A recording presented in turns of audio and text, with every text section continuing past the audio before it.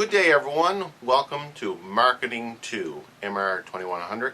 My name is Paul Tilley and I'll be your instructor for this course.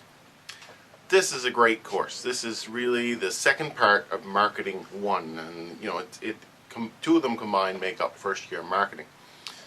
In this particular course we're going to be looking at the 4 P's in an in-depth way. We're going to start out looking at the product, and when we think about the product we're going to look at new products, managing products, and services. The second section of the course is going to look at pricing and how is price attached to a product. Where do the price tag come from? On what basis is that price tag determined? The third P deals with place, the place function. And as we move through the course we're going to look at the place function in terms of movement, storage, logistics. We're going to look at the actual concept of moving versus price versus customer service. We're going to take a look at that. We're also going to look at how we actually get products into consumers' hands through an issue related to retailing. The final section of the course deals with the promotion aspect. We're going to look at things like advertising, sales promotions, communications process. All of these issues are dealt in the final section of the course. So again, the course is well laid out in terms of the 4 basic P's. We're going to be using some interesting tools in order to help determine and understand those materials. I'd like to make sure that you're all aware of what the textbook is for the course. We've been using this textbook for quite a while. It's called Marketing, 9th Canadian Edition, Crane, Cairn, Hartley, and Williams.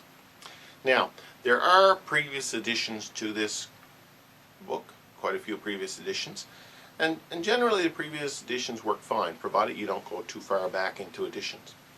I will tell you though that the course case comes from this textbook, so if you have an older textbook, it's your responsibility to get a copy of the case, and certainly one of the students will have that.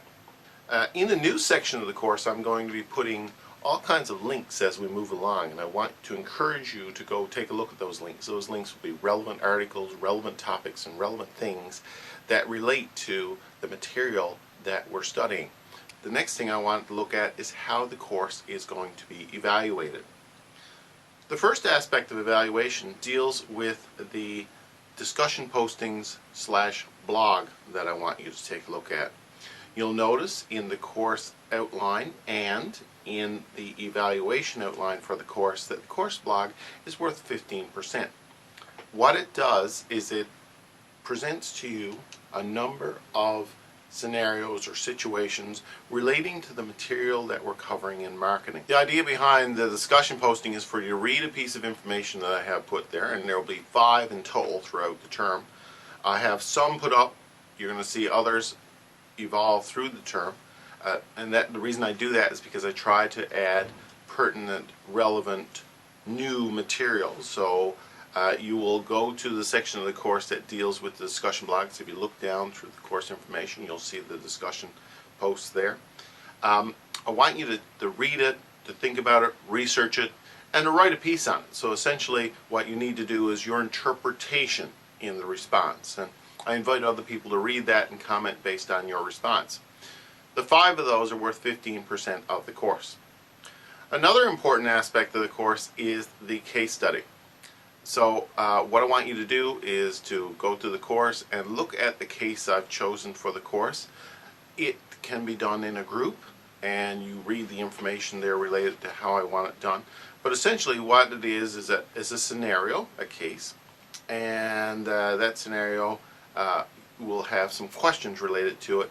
So essentially your job is to read the case, determine what aspect of the marketing course that we've dealt with deals with in that case, what aspects, and then to answer the questions as if you were a consultant providing some advice to this business in terms of where they should do, what they should do next, and where they should go next.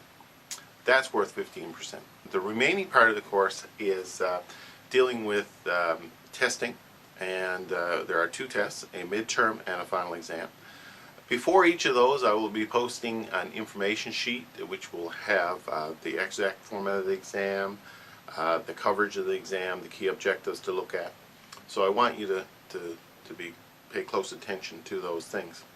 So that involves the evaluation for the course.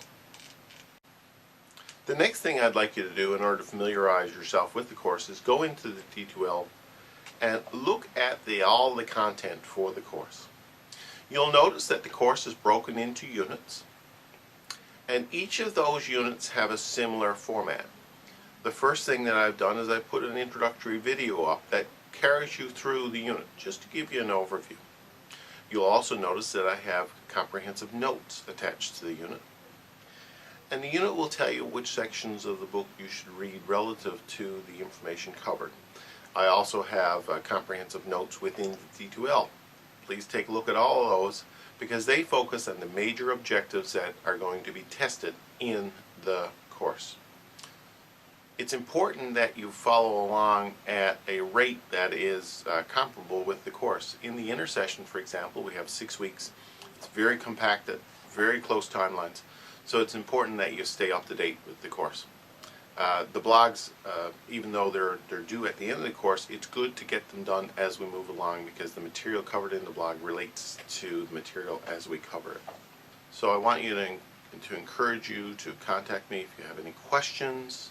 I have all my contact information attached on this video, and it's also in the course, so please don't hesitate to contact me. Anyway, without any further ado, let's get started.